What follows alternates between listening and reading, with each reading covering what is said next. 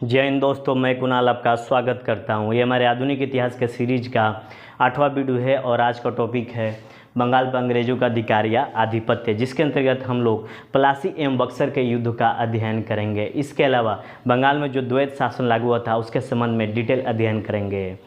पीछे हम लोगों ने देखा था कि भारत के धन से आकर्षित होकर यूरोपीय भारत में आते हैं, जिसके फलस्वरूप हमें पुर्तगाली, डच, फ्रांसीसी और अंग्रेज भारत में दिखाई देते हैं। ये इनका आपस में भी टकराव होता है, जिसके परिणाम स्वरूप हम देखेंगे कि अंग्रेज अंततः विजय होते हैं और बाकी यूरोपीय शक्तियाँ भारत से बाहर हो जाती है। इन अंग्रेज़ों का टकराव भारतीय शक्तियों से भी होता है, जिसके अंतर्गत मराठा, मैसूर, हैदराबाद, सिख शक्ति, इन सब से टकराव होता है और अंततः धीरे धीरे समय के अनुसार अंग्रेज मजबूत होते जाते हैं और भारत में राजनीतिक अधिकार प्राप्त करने लगते हैं। लेकिन जैसे ही बंगाल पर विजय इनको प्राप्त होता है, भारत में ये मजबूती से अपना पांव जमा लेते हैं, अपना जड़ जमा लेते हैं। तो आइए देखते हैं कि अंग्रेज़ों ने बंगाल पर आधिपत्य स्थापित करके भारत में नींव डाली अपने शासन की, वो उसको हम लोग डिटेल अध्ययन करते हैं। बंगाल पर विजय के साथ अंग्रेज़ों का सही मायने में भारत में शासन की शुरुआत मानी जाती है। बंगाल जो औरंगजेब के मृत्यु के बाद से हमने देखा था, 1707 में औरंगजेब की मृत्यु हो गई थी, उसके बाद से मुग़ल शासन कमज़ोर पड़ने लगा था, यानी कि केंद्रीय शक्ति कमज़ोर पड़ने लगी थी। इस वजह से क्या हुआ कि प्रांतीय शासक थे वो अपना सर उठाने लगे और जो प्रांतीय शासक थे सक्षम एवं योग्य थे, इन्होंने अपने आप को स्वयं को आज़ाद घोषित करने लगे, क्योंकि जो भी मुग़ल शासक जो भी थे औरंगजेब के बाद वो थोड़े कमज़ोर थे, ठीक है ना। तो उसके बाद जो भी प्रांतीय शासक थे योग्य एवं सक्षम होने के कारण अपने आप को स्वतंत्र घोषित करने लगे। इसी स्वतंत्रता के घोषित करने के दौरान बंगाल के भी जो शासक थे वो अपने आप को स्वतंत्र घोषित करने लगे। उस समय सूबेदार हुआ करते थे। तो आइए थोड़ा सा बंगाल के संबंध में थोड़ा क्रोनोलॉजी को देखते हैं क्या था। अभी का जो बंगाल है और उस समय के बंगाल में अंतर था। आप जो बंगाल अभी पढ़ रहे हैं उसको थोड़ा सा माइंड में नहीं रखिएगा, क्योंकि 1905 में लॉर्ड कर्जन ने बंगाल का विभाजन कर दिया था प्रशासनिक दृष्टि को देखते हुए। तो सोच लीजिए कि बंगाल उस समय कितना बड़ा था। बंगाल के अंतर्गत अभी का जो बंगाल, उड़ीसा, बिहार और अभी का जो बांग्लादेश है वो शामिल था। ये एक बहुत ही समृद्ध प्रांत था।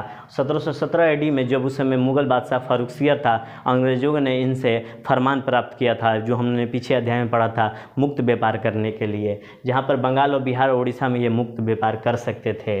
एक सूबेदार के रूप में आते हैं मुर्शीद कुली खां। पृथक रूप से इन्होंने शासन स्थापना की शुरुआत की 1717 में और 1727 तक ये मुग़ल प्रशासन से हटकर बंगाल का स्वतंत्र शासन करने की शुरुआत की थी मुर्शीद कुली खां ने। इसको ध्यान में रखिएगा। उसके बाद सुजाउद्दीन आते हैं, 1727 से लेकर 39 तक ये शासक रहते हैं। उसके बाद उसके बाद आते हैं सुजाउद्दीन के बाद सरफराज आते हैं 1739 से 40 के AD के बीच में। ये बंगाल के शासक या सूबेदार रहते हैं। सरफराज की हत्या एक सिपाही कर देता है जिसका नाम था अली वर्दी खां। 1740 में ये बंगाल पर अधिकार कर लेता है और ये सूबेदार बनता है 1740 से लेकर 1756 AD के बीच तक। और 1756 AD में अली वर्दी खां की मृत्यु हो जाती है। और लेकिन इसकी 3 बेटियाँ होती थी, जिसमें ये इनकी प्रथम बेटी या द्वितीय जो भी नाम रख ले, थर्ड बेटी पटना में थी, सेकंड बेटी ढाका में थी और पहली बेटी पूर्णिया में थी। तो ये सब तीनों में अधिकार की लड़ाई को लेकर आपस में संघर्ष होते रहता है। लेकिन नवाब कौन बनता है? थर्ड बेटी का लड़का, जिसका नाम था सिराजुद्दौला। ध्यान रखिएगा, सिराजुद्दौला शासक बनता है, ठीक है ना। और जो ढाका में घसीटी बेगम रहती है, इसकी मौसी रहती है सिराजुद्दौला की। अभी देखेंगे कैसे कैसे प्लासी का युद्ध का बैकग्राउंड तैयार हो रहा है। तो ये थोड़ा सा क्रोनोलॉजी हुआ, और भी है, इसको मैं शॉर्ट में निपटाऊंगा। उसके बाद देखेंगे 1717 AD में मुर्शीद कुली खां, जो 1700 AD में यहाँ का दीवान था, वो यहाँ का सूबेदार बनाया गया। यानी कि 1700 AD में ये बंगाल का दीवान था मुर्शीद कुली खां, जिसकी नियुक्ति उस समय के जो मुग़ल शासक थे यानी औरंगजेब ने बंगाल में इनको सूबेदार नियुक्त किया था, ठीक है ना। दीवान था 1700 AD में, लेकिन बाद में 1717 AD में ये सूबेदार बन गया। एक प्रकार से वास्तविक शासक बन गया और इसकी मृत्यु 1727 AD में होती है। देखिए मैंने यहाँ पर क्रोनोलॉजी लिख रखा है, बस थोड़ा सा दिमाग में रखिएगा। उसके बाद मुर्शीद कुली खां के दामाद सुजाउद्दीन शासक बनते हैं। सुजाउद्दीन 1727 से 39 तक शासक बनते हैं। उसके बाद इसका बेटा सरफराज खां, सुजाउद्दीन का लड़का सरफराज खां रहता है, शासक बना। इसके बाद अली वर्दी खां जो एक सिपाही था, वो इसके सरफराज की हत्या करके शासक बनता है।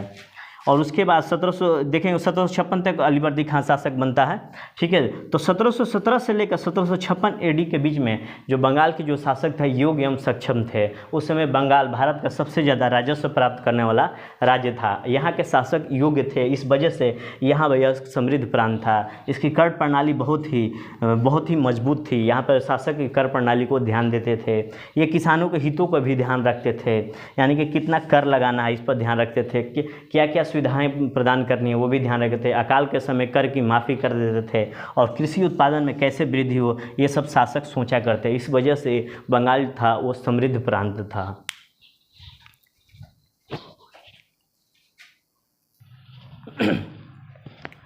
बंगाल के शासक सक्षम एवं योग्य थे। वे चाहते थे कि व्यापार में वृद्धि हो।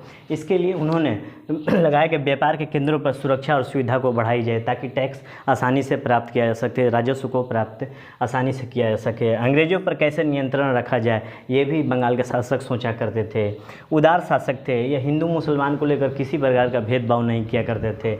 इससे राज्य में शांति होती थी, जिससे कृषि एवं व्यापार में वृद्धि हुई। ये सारे हम लोग पीछे अध्याय में पढ़ चुके थे। हम लोगों ने शेरशाह सूरी का नाम पढ़ा था मध्यकालीन इतिहास के दौरान। तो ये सारी व्यवस्थाएं शेरशाह सूरी में भी मौजूद थी।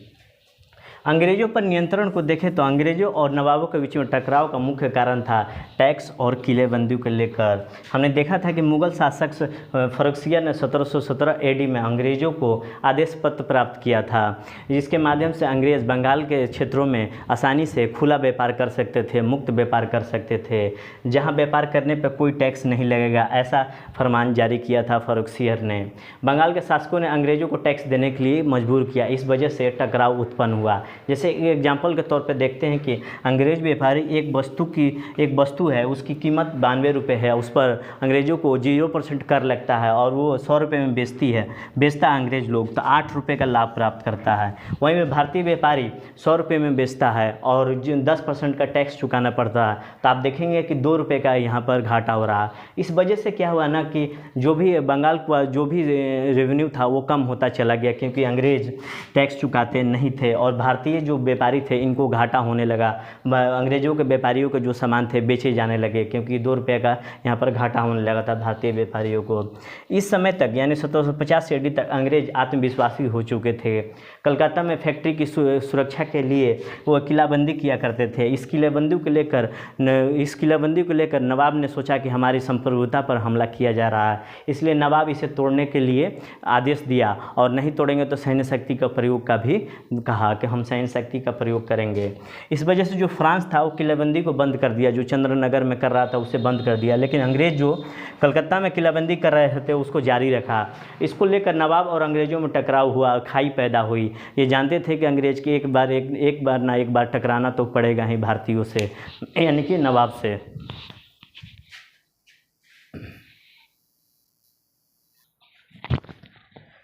1756 में सिराजुद्दौला शासक बनता है और इसी के शासनकाल में घटना होती है ब्लैक होल की घटना।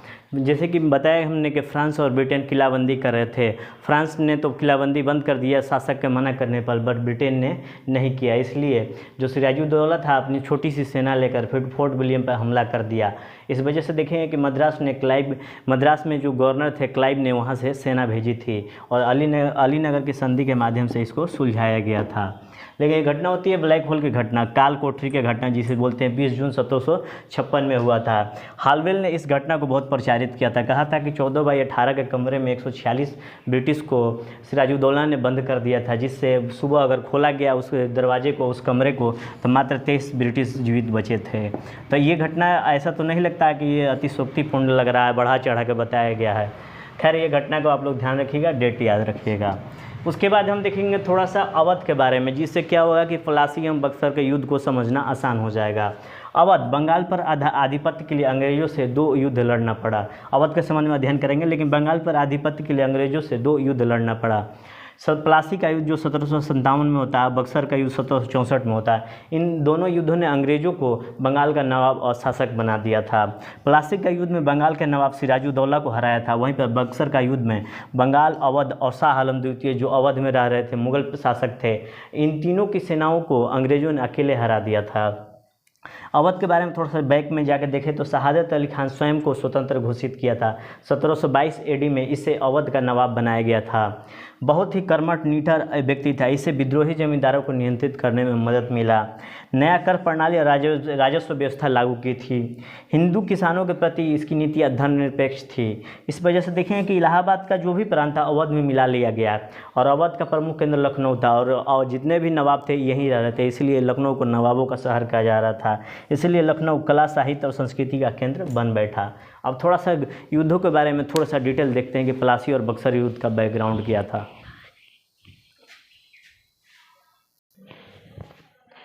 सिराजुद्दौला 1756 में शासक बनता है और इसका जन्म होता है 1733 एडी में, यानी कि 23 वर्ष की अवस्था में यह शासक बनता है। ठीक है, 33 ले आया। इसके बाद सिराजुद्दौला नवाब बना और ये गुसैल प्रवृत्ति का व्यक्ति था। गुसैल प्रवृत्ति का कहने का मतलब है ये यंग आदमी था, थोड़ा सा गुसैल तो होगा ही। 1717 एडी में जो अंग्रेज़ों ने फर्रुखिया से फरमान प्राप्त किया था जिससे सामान का आयात निर्यात कर सकते थे अंग्रेज़। व्यापार के लिए पास की ज़रूरत होती थी। जो आयात और निर्यात करते थे अंग्रेज उसके लिए पास की ज़रूरत होती थी। ईस्ट इंडिया कंपनी और इसके कर्मचारी व्यापार दोनों व्यापार करते थे। निजी व्यापार की छूट थी। ईस्ट इंडिया कंपनी को व्यापार पर छूट थी, ना कि कर्मचारियों को निजी व्यापार पर छूट थी। तो इसलिए देख लीजिए कि यहीं से भ्रष्टाचार की शुरुआत हो चुकी थी। बहुत ही भ्रष्ट कर्मचारी थे ईस्ट इंडिया कंपनी के पास का प्रयोग ये करते थे। ये पास भारतीय व्यापारी को भी बेच देते थे। जो कंपनी को फ्री व्यापार करने का पास मिलता था वो भारतीय व्यापारी को बेच देते थे। इससे बंगाल को राजस्व प्राप्ति नहीं हो पाती। ये पास ही बंगाल के नवाब और अंग्रेज़ों के बीच झगड़े का कारण बना हुआ था। इसके बाद देखें अंग्रेज इस बीच में फ्रांसीसियों को हरा दिया था। एक तो टैक्स का मामला था, दूसरा क्या हुआ, अंग्रेज इस बीच में फ्रांसीसियों को हरा दिया था जिससे इनकी शक्ति एवं आत्मविश्वास में वृद्धि हो गई थी। नवाब टैक्स चुकाने को कहा, अंग्रेज देने से मना कर दिए।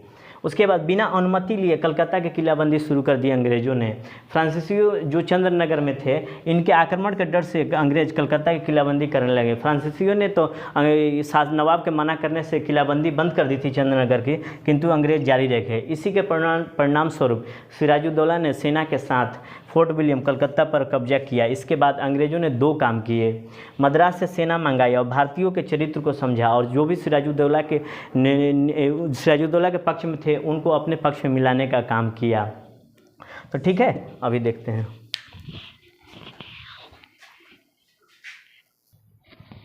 अंग्रेज़ों ने भारतीय के चरित्र को समझा। ये सिराजुद्दौला के कुछ लोगों को अपने साथ मिलाने का प्रयास किया, जिसके अंतर्गत अमीन चंद जो धनी व्यापारी था, उसके बाद मीर जाफर सेना प्रमुख, मानिक चंद कलकत्ते के अधिकारी, जगत सेठ बंगाल का साहूकार लालच और घूस देकर इसको अपने तरफ मिला लिया, खादिम खान नवाब की सेना का। ठीक है ना। तो ये सबको ये जो अंग्रेज़ थे सिराजुद्दौला के पक्ष के लोग थे, इनको अपने अंदर मिला लिया, क्योंकि अंग्रेज़ भारतीय भ्रष्ट आचरण को, भारतीय जो भ्रष्टाचार उनके अंदर भरा हुआ था उसका उपयोग करके, उसका लाभ उठाकर अपने तरफ अंग्रेज़ों ने कर लिया। इसके बाद नवाब के सामने अब टैक्स में छूट मांगे, नतीजन नवाब नहीं माने और 27 जून 1757 को, ये डेट याद कर लीजिएगा, 27 जून 1757 को मुर्शिदाबाद से लगभग 30 किलोमीटर दूरी पलासी के मैदान में दोनों सेनाओं की मुठभेड़ हुई। ये छोटी लड़ाई थी क्योंकि अंग्रेज़ों की तरफ से 29 और सिराजुद्दौला की तरफ से 500 लोग मारे गए थे, क्योंकि एक तरह से षड्यंत्र था, क्योंकि जो सिराजुद्दौला की सेना के लोग थे, पक्ष के लोग थे, अंग्रेज़ों से जा मिले थे। सिराजुद्दौला के लोग विश्वासघात करके अंग्रेज़ों से मिल चुके थे। फलस्वरूप सिराजुद्दौला युद्ध से भागे, मीर जाफर के बेटे द्वारा मार दिया गया और मीर जाफर वहाँ का नवाब बन गया। इनके बंगाल का नवाब ने मीर जाफर को बना दिया गया। इस तरह हम देखते हैं कि तनाव के कारणों में टैक्स, किलाबंदी, विश्वासघात के कारण बंगाल में अंग्रेज़ों का आधिपत्य स्थापित हो जाता है। यहीं से बंगाल पर आधिपत्य की शुरुआत अंग्रेज़ों की हो जाती है।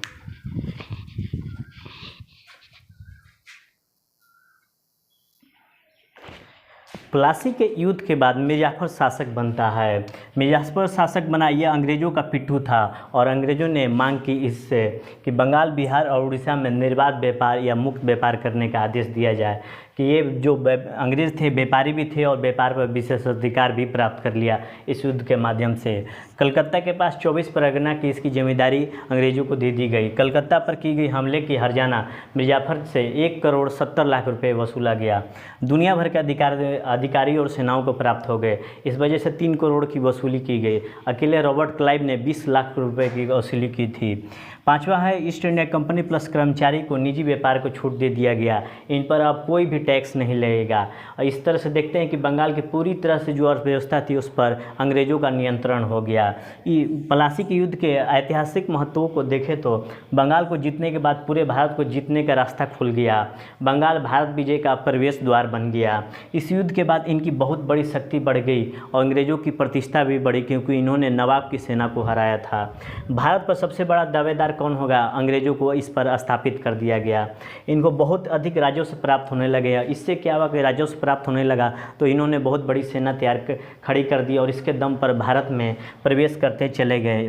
बंगाल विजय के बाद फ्रांस को भारत से निष्कासित कर दिया और कंपनी के लोग और अधिकारी को बंगाल को लूटने का रास्ता यहाँ से खुलता चला गया। अब देखते हैं बक्सर का युद्ध क्या था। अब देखते हैं थोड़ा सा बक्सर का युद्ध जो कि 1764 AD में हुआ था। मिर्ज़ाफर शासक बना 1757 में। अंग्रेज़ों ने के धन का लालसा इतना बढ़ता चला गया कि मिर्ज़ाफर को संभव नहीं हो सके कि उसकी मांग को पूरा कर सके। सिराजुद्दौला को यही ने मिर्ज़ाफर ने ही धोखा दिया था, तो अंग्रेज़ों ने इसके धोखा देने के एवज़ में पुरस्कार के रूप में मिर्ज़ाफर को शासक बनाया था। लेकिन अंग्रेज़ों की धन की लालसा बढ़ती चली गई। लेकिन मिर्ज़ाफर जो था उसकी मांग को पूरा करने में असफल रहा। मिर्ज़ाफर का खजाना धीरे धीरे खाली होता चला गया। उन्होंने मिर्ज़ाफर को हटाकर, अंग्रेज़ों ने मिर्ज़ाफर को हटाकर उसके दामाद मीर कासिम को शासक बनाया। ठीक है ना। तो ये जो मीर कासिम थे अपनी राजधानी मुर्शिदाबाद से हटाकर मुंगेर लाया था। आप लोग एक पॉइंट के रूप में इसको याद रखिएगा। उसके बाद इंग्लैंड में बैठे कंपनी के डायरेक्टर ने आज्ञा दी कि मुंबई मद्रास का खर्च कलकत्ता वहन करेगा और भारत से निर्यातित सामान पर आए धन को इंग्लैंड से नहीं भेजाएगा, इसकी पूर्ति बंगाल से ही की जाएगी। तो देखिए कि इससे बंगाल में खुली निर्लज वाली लूट शुरू हो चुकी थी। मीर कासिम भी परेशान हो गया, जो इसका दामाद था मिर्ज़ाफर का, वो भी परेशान हो गया और टैक्स की छूट भारतीयों को भी दे दी कि जाओ तुम लोग भी टैक्स में छूट दो। अब मीर कासिम को हटा दिया गया। इसके वजह से मीर कासिम को हटा दिया गया। 1763 में इसको हटा दिया गया। फिर से मिर्ज़ाफर को नवाब बनाया जाता है। ठीक है ना, इसको ध्यान रखिएगा। उसके बाद ये भागकर अवध जाते हैं, जहाँ शासक शाह आलम द्वितीय यानी मुग़ल शासक शाह आलम द्वितीय और सिराजुद्दौला वहाँ रहते हैं। ठीक है। और 22 अक्टूबर 1764 में बक्सर का युद्ध होता है। इस युद्ध में अंग्रेज विजय होते हैं, जहाँ पर शाह आलम द्वितीय, शुजाउद्दौला और ये अपना मीर कासिम तीनों की एक सेना को अंग्रेज़ों ने हरा दिया था। और अंग्रेज़ों का नेतृत्व बक्सर के युद्ध में हेक्टर मुनरो कर रहे थे, इसको ध्यान रखिएगा। वहीं पे प्लासी के युद्ध में रॉबर्ट क्लाइव अंग्रेज़ों का नेतृत्व कर रहे थे। 2 क्वेश्चन यहाँ से ऑब्जेक्टिव बनता है। और मुर्शिदाबाद से राजधानी मुंगेर किसने पहुँचाया था, तो ये भी ध्यान रखिएगा। उसके बाद देखते हैं कि 1765 में क्लाइव बंगाल का गवर्नर बनता है। उसके बाद बक्सर युद्ध के बाद 2 संधियाँ होती है 1765 में। प्रथम संधि का समय रहता है 12 अगस्त 1765, जो कि मुगलों के साथ किया गया, इलाहाबाद की प्रथम संधि।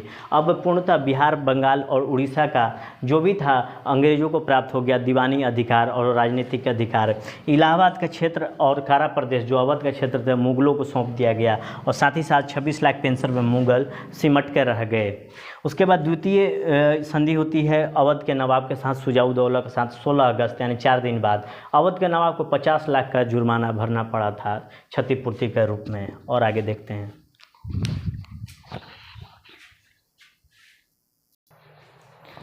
बक्सर युद्ध के पश्चात नवाब की सेना भंग हो गई। शासन सूबेदार के हाथों में होगा। इसकी नियुक्ति कंपनी करेगा और बिना अनुपत्ति को हटाया नहीं जा सकता इस सूबेदार को। सही मायने में ये प्रशासक बन गए अंग्रेज। बक्सर के युद्ध ने उनको वास्तविक शासक बना दिया। शाह आलम द्वितीय मुगल सम्राट, लाल किले से पालम तक इनका साम्राज्य सिमट कर रह गया। बंगाल, बिहार और उड़ीसा के दीवानी अधिकार, राजस्व वसूल करने का अधिकार, जनता से टैक्स वसूलना, नियंत्रण को कानूनी मान्यता अंग्रेजों को मिल गई बंगाल, बिहार और उड़ीसा के क्षेत्र में। शाह आलम द्वितीय को 26 लाख रुपए का पेंशन एवं इनको इलाहाबाद के किले में भेज दिया गया। उसके बाद अवध से 50 लाख रुपए का युद्ध हर्जाना लिया गया। नवाब पर बाहरी हमले होने पर आपकी सहायता के लिए अंग्रेज सेना भेजेंगे, परंतु सेना का खर्च नवाब को ही देना पड़ेगा, ऐसा कहा गया। इस तरह से पूरे बंगाल पर अंग्रेजों का आधिपत्य स्थापित हो गया और यहाँ से अंग्रेज़ों का शासन की शुरुआत मानी जाती है, जहाँ पर प्लासी के युद्ध ने राजस्व के रूप में धन लूट राजस्व अधिकार अंग्रेज़ों को प्रदान किया, जहाँ से खुली लूट वो कर सकते थे। वहीं पर बक्सर के युद्ध ने अंग्रेज़ों को असली शासक बना दिया। इसके बाद बंगाल पर द्वैत शासन प्रणाली की शुरुआत होती है। तो आइए देखते हैं द्वैत शासन प्रणाली क्या थी।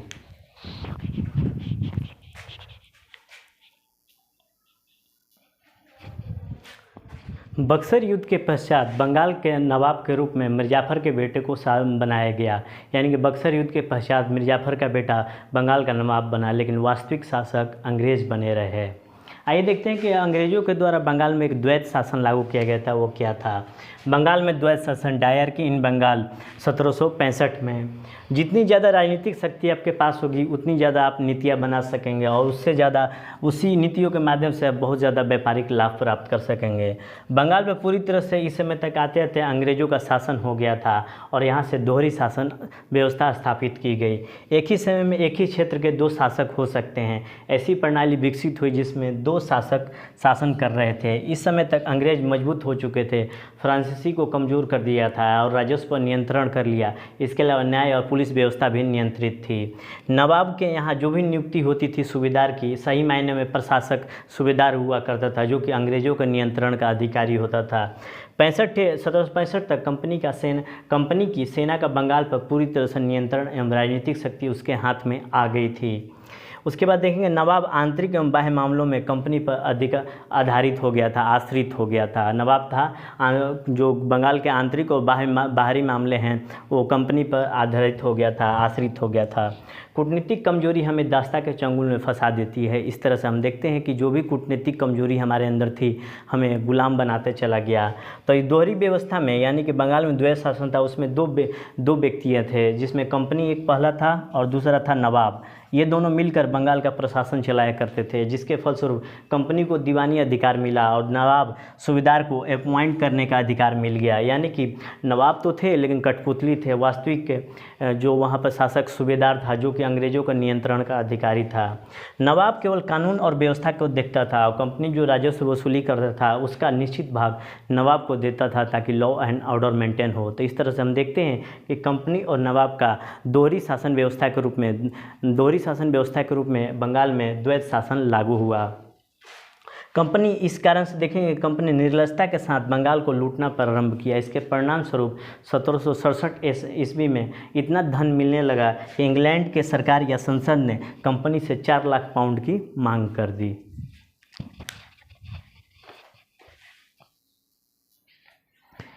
बंगाल में द्वैत शासन के अंतर्गत हम लोग देख रहे थे कि जो इंग्लैंड में कंपनी और डायरेक्टर्स और सरकार और संसद थी वहाँ से कंपनी को संचालित कर रहे थे।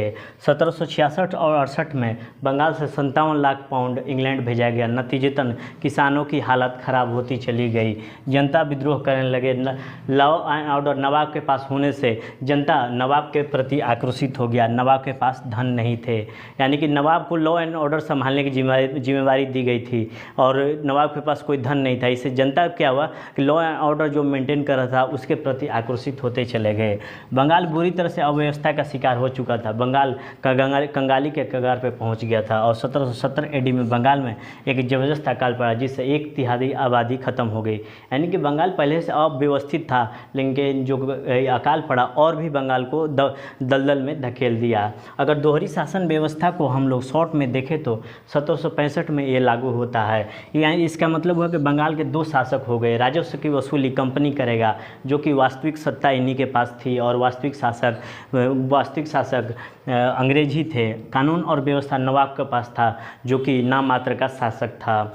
नतीजतन वास्तविक शासक के पास कोई जिम्मेवारी नहीं थी, यानी कंपनी के पास कोई जिम्मेवारी और दायित्व नहीं था।